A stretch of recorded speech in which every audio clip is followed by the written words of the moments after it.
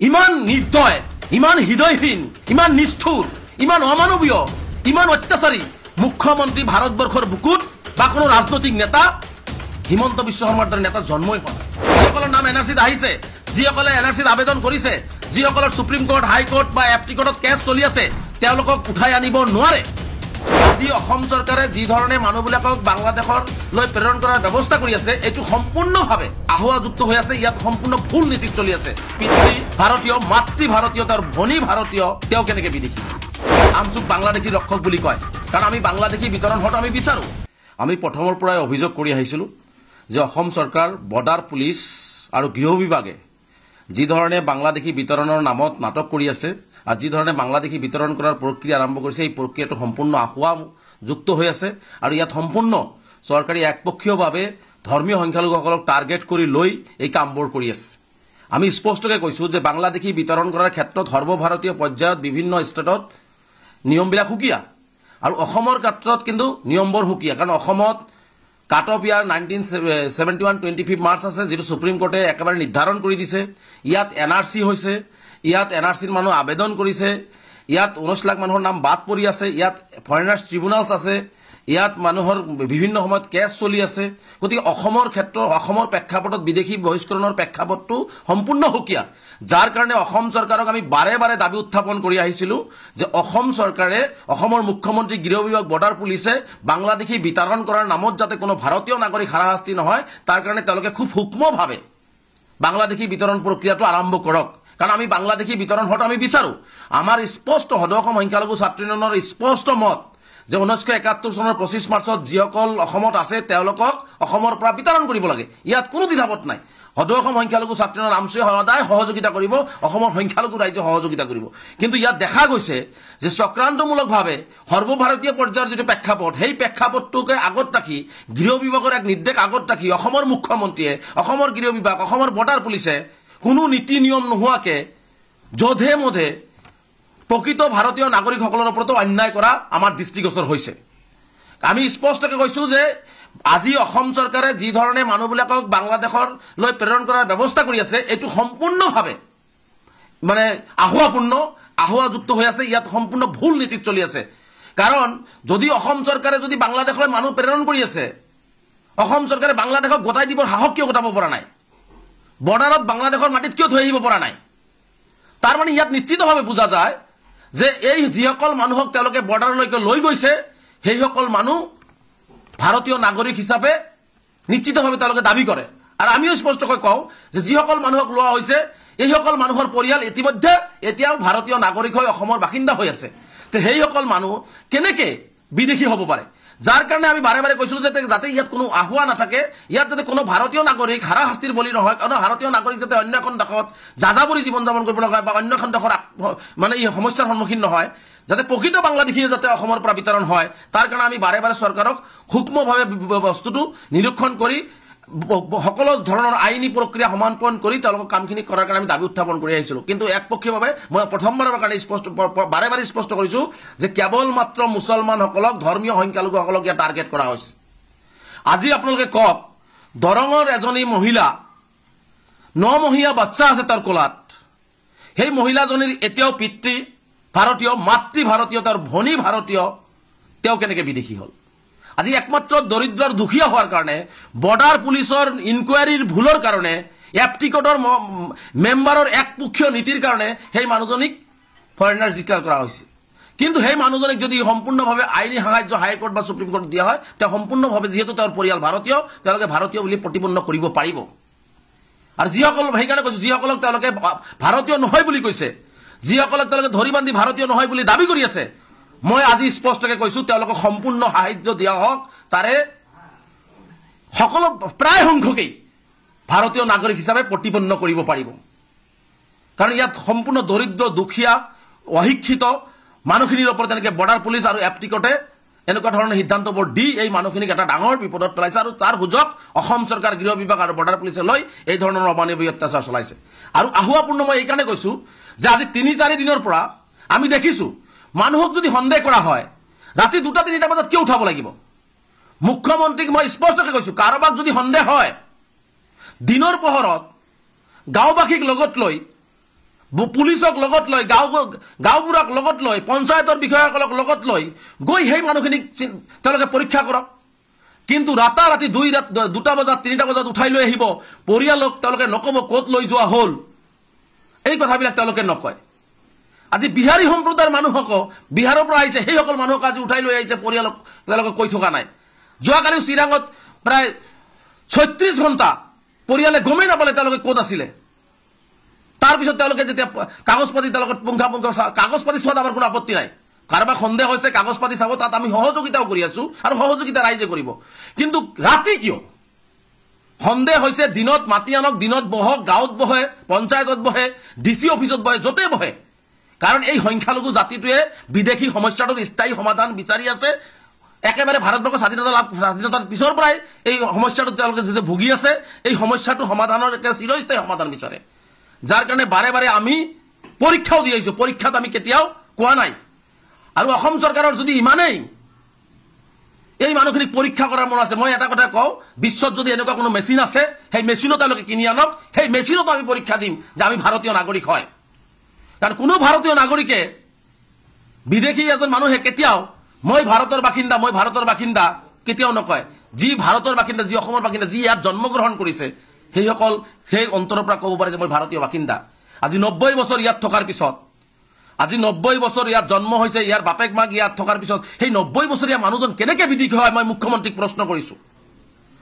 ইমান নিৰ্দয়, ইমান হৃদয়হীন, ইমান নিষ্ঠুৰ, ইমান অমানৱীয়, ইমান অত্যাচাৰী মুখ্যমন্ত্ৰী ভাৰতবৰ্ষৰ বুকুত বা কোনো ৰাজনৈতিক নেতা হিমন্ত বিশ্ব শৰ্মাৰ দৰে নেতা জন্মই হোৱা নাই।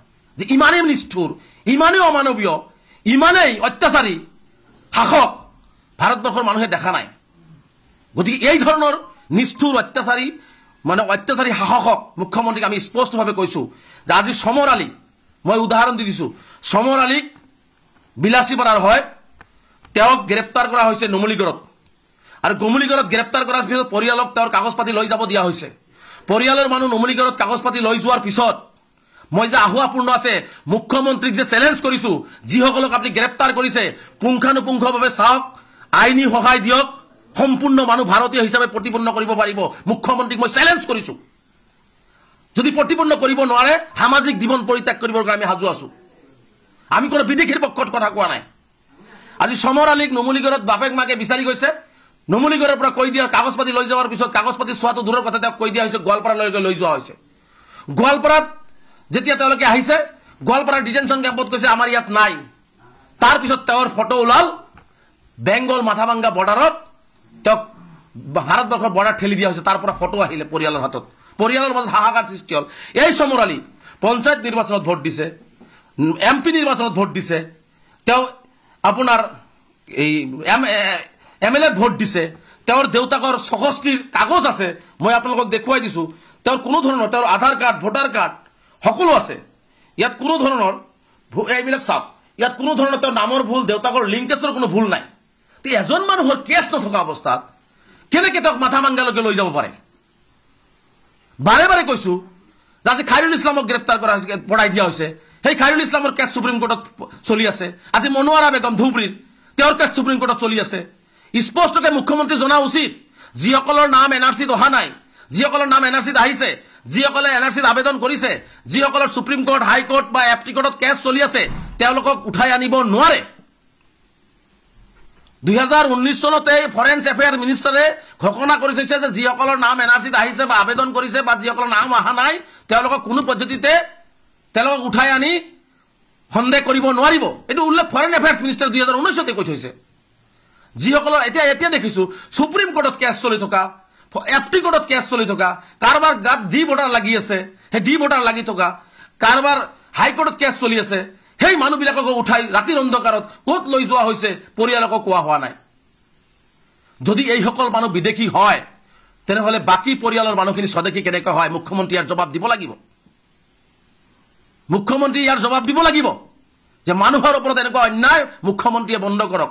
আজি সমৰ আলীৰ উদাহৰণটো দিছে। সমৰ আলীৰ পৰিয়ালে আজি গোটেই বাংলাদেশ ভাৰত বৰ্ডাৰৰ সীমান্তবিলাকত তেওঁলোকে ফুৰি আছে। আজি ফুৰি আছে বুলি আজি কান্দি আছে পৰিয়ালে, কাৰণ তাৰ নামত কোনো ডি ভোটাৰ, তাৰ নামত কোনো ফৰেনাৰ কেছ নাই বুলি ইতিমধ্যে পৰিয়ালে আমাক কৈছে। আজি সেই এনেকুৱা উদাহৰণ, আজি গোলাঘাটত আব্দুল বাছেৰ নামৰ এজন ব্যক্তিৰ ঘৰত পুলিচ গৈ তেওঁৰ ঘৰৰ দৰ্জা ভাঙিছে, তেওঁৰ ঘৰৰ গ্ৰিল ভাঙিছে, তেওঁৰ ওপৰত অত্যাচাৰ কৰিছে, তেওঁৰ চকষ্টিৰ আগৰ বহু কাগজ পাতি আছে। আৰু এনেকুৱা ধৰণে নিৰ্মমভাৱে হাৰাশাস্তি কৰি আছে, নিৰ্মমভাৱে হাৰাশাস্তি কৰি আছে। গতিকে আমি সেইকাৰণে অহা শনিবাৰে মুখ্যমন্ত্ৰীয়ে বিদেশী খেদাৰ নামত অসমত যে ধৰ্মীয় সংখ্যালঘুসকলক টাৰ্গেট কৰি অসমৰ ধৰ্মীয় সংখ্যালঘুসকলক যে এই নিৰ্মম অত্যাচাৰ চলোৱা হৈছে, এই কথাবোৰ আলোচনা কৰি পৰৱৰ্তী এক সঠিক আৰু গণতান্ত্ৰিক কঠিন পদক্ষেপ গ্ৰহণ কৰিবৰ কাৰণে আমি গুৱাহাটীত নাগৰিক সভাৰ আয়োজন কৰিছোঁ। আমি কেন্দ্ৰীয় কাৰ্যনিৰ্বাহক সভাও জৰুৰী আয়োজন কৰিছোঁ। শনিবাৰৰ পিছত অসমৰ সংখ্যালঘু সমাজৰ ওপৰত, অসমৰ ধৰ্মীয় সংখ্যালঘুসকলক নীতি নিয়ম বহিৰ্ভূতভাৱে আইন কানুন নোহোৱাকৈ, আজি যোৱাকালিও দেখিছোঁ ধুবুৰীত বহুত কেইজন মানুহক গ্ৰেপ্তাৰ কৰা হৈছে, তেওঁলোকক ৰাতি উঠাই লৈ আহিছে। ইতিমধ্যে তেওঁলোকক হাইকোৰ্টে গ্ৰেপ্তাৰ কৰিব নোৱাৰিব বুলি, তেওঁলোকক বৰ্ডাৰলৈকে পঠাই দিব নোৱাৰিব বুলি যাতে উল্লেখ কৰাৰ পিছতো সেইসকল মানুহকো কৰা হৈছে। আমি বাৰে বাৰে কৈছোঁ, প্ৰকৃত বাংলাদেশী আছে বাংলাদেশলৈ প্ৰেৰণ কৰক, বাংলাদেশৰ ঘৰলৈ তেওঁলোকে পঠিয়াই দিয়ক। কিন্তু এনেকুৱা ধৰণৰ অত্যাচাৰ কিয়? নে কেৱল মুছলমান হোৱাৰ বাবে? মুখ্যমন্ত্ৰীয়ে ৰাজনৈতিক উদ্দেশ্য আগত ৰাখি মুখ্যমন্ত্ৰীয়ে নিজৰ গাদীখনৰ সুৰক্ষিত কৰাৰ স্বাৰ্থত মানুহক এনেকুৱা ধৰণৰ অন্যায় কৰাটো কোনো পদ্ধতিতে সভ্য সমাজে কৰিব নোৱাৰে। আজি যি ধৰণে এটা পৰিৱেশ সৃষ্টি কৰা হৈছে, আজি ভাৰতবৰ্ষৰ নাগৰিকক যি ধৰণে তেওঁলোকে কেৱল মাত্ৰ গেটটো পাৰ কৰাই ভাৰতৰ মাটিত পেলাই থৈ যি ধৰণে এটা পৰিৱেশ দেখুৱাব বিচাৰিছে, আজি সমগ্ৰ ভাৰতবাসীয়ে চাই আছে, আজি সমগ্ৰ ভাৰতবাসীয়ে চাই আছে। আৰু এই কথা বাৰ্তাবিলাক ইতিমধ্যে আমি অহা শনিবাৰে আলোচনা কৰি সমগ্ৰ ভাৰতবৰ্ষতে বিদেশীৰ নামত স্বদেশী অসমীয়া ভাৰতীয়ৰ ওপৰত যে নিৰ্মম অত্যাচাৰ, এই অত্যাচাৰী শাসক হিমন্ত বিশ্ব শৰ্মাই কৰি আছে, এই কথা বাৰ্তাবিলাক আমি লৈ যোৱাৰ কাৰণে সমগ্ৰ ভাৰতবৰ্ষৰ আমি লৈ যোৱাৰ কাৰণে আমি চেষ্টা কৰিম আৰু নিশ্চিতভাৱে লৈ যাম আৰু প্ৰবলভাৱে ইয়াৰ গণ আন্দোলন আমি গঢ়ি তুলিম। গতিকে স্পষ্টকৈ আমি মুখ্যমন্ত্ৰীক দাবী উত্থাপন কৰিছোঁ যে বিদেশী বিতৰণ কৰক, সূক্ষ্ম শুদ্ধ সঠিক প্ৰক্ৰিয়া গ্ৰহণ কৰি আইনী মেৰপকত থকা মানুহখিনি আইনী মেৰপকৰ পৰা শেষ হওক বা তেওঁলোকক আইনী সুৰক্ষা দিয়া হওক, দি পেলাই যদি তেওঁলোকৰ প্ৰকৃততে কোনোবাই বাংলাদেশী ওলায় তাক বাংলাদেশৰ প্ৰেৰণ কৰক। কাৰণ ৭১ৰ আগৰ কোনো মানুহক আমি অসমত থকাটো আমি কেতিয়াও কামনা নকৰোঁ। কিন্তু ৭১ৰ আগৰ মানুহক হাৰাশাস্তি আৰু অত্যাচাৰ আৰু এনেকুৱা নজিৰবিহীনভাৱে অমানৱীয়ভাৱে মানুহক ৰাস্তাত পেলাই থৈ অহা কাৰ্য আমি কোনো পদ্ধতিতে সহ্য নকৰোঁ। গতিকে আমাক কোনোবাই যি ধৰণে আখ্যায়িত নকৰক কিয়, কোনোবা আমি দেখিছোঁ, আজি যোৱাকালিও দেখিছোঁ নিজৰ গাঁৱত চিনি নোপোৱা সংগঠনৰ নেতা বুলি জাহিৰ কৰা বহুতেই আমচুক বাংলাদেশীৰ ৰক্ষক বুলি কয়। আমচুক কেতিয়াও বাংলাদেশীৰ ৰক্ষক নহয়, আমি স্পষ্ট কৰিছোঁ। আমচুক কেতিয়াও বাংলাদেশীৰ পক্ষতো নাই। স্পষ্টকৈ সেইসকল গাঁৱত চিনি নোপোৱা মুধা ফুটা নেতাবিলাকক কৈ দিছোঁ, যিসকল ভাৰতীয় নাগৰিক অন্যায়ভাৱে বিদেশী সজাবলৈ চেষ্টা কৰা হৈছে অসম চৰকাৰ, গৃহ বিভাগ, বৰ্ডাৰ পুলিচে, সেইসকল ভাৰতীয়ৰ পক্ষত কোনোবাই আমাক যিয়ে নকওক, হাজাৰ বাৰ সদৌ অসম সংখ্যালঘু ছাত্ৰ ইউনিয়ন তেওঁলোকৰ কাষত থিয় হ'ব। কাৰণ তেওঁলোকে ভাৰতীয়, তেওঁলোকৰ সৰু সুৰা নামৰ ভুলৰ কাৰণে, বৰ্ডাৰ পুলিচৰ ভুলৰ কাৰণে, এফটিকটৰ একপক্ষীয় নীতিৰ কাৰণে তেওঁলোকে কেতিয়াবা হয়তো বিদেশীৰ নামত লেবেল ল'ব লগা হৈছে। কিন্তু তেওঁলোকক পুংখানুপুংখভাৱে চালি জাৰি চালে আমি চেলেঞ্জকে কৈছোঁ তেওঁলোকে ভাৰতীয় বুলি প্ৰতিপন্ন কৰিব পাৰিব। গতিকে তেনেকুৱাই মুধা বুধা নেতাৰ কথাত ভাবুকিক আমচুৱে কেৰেপ কৰা নাই, নকৰেও। আমি সদায় স্বদেশীৰ পক্ষত, অসমীয়া জাতিৰ পক্ষত, অসমৰ পক্ষত সদায় আছোঁ আৰু সদায় থাকিম। আৰু বিদেশী অসমৰ পৰা যাব লাগিব। বুকুত সাহস আছে যদি 1971 চনৰ পিছত ভালকে চালি জাৰি চাই সেইসকল নেতাক কৈছোঁ, হিন্দু মুছলমান সকলোকে ইয়াৰ পৰা বিতৰণ কৰাৰ বুকুত সাহস আছে যদি সংবাদ মাধ্যমত ডাঙৰ ডাঙৰ কথা কোৱাৰ কাৰণে আগবাঢ়ি আহক। অন্যথা এনেকুৱা ডাঙৰ ডাঙৰ কথা কৈ আমাক ভাবুকি দি লাভ নাই।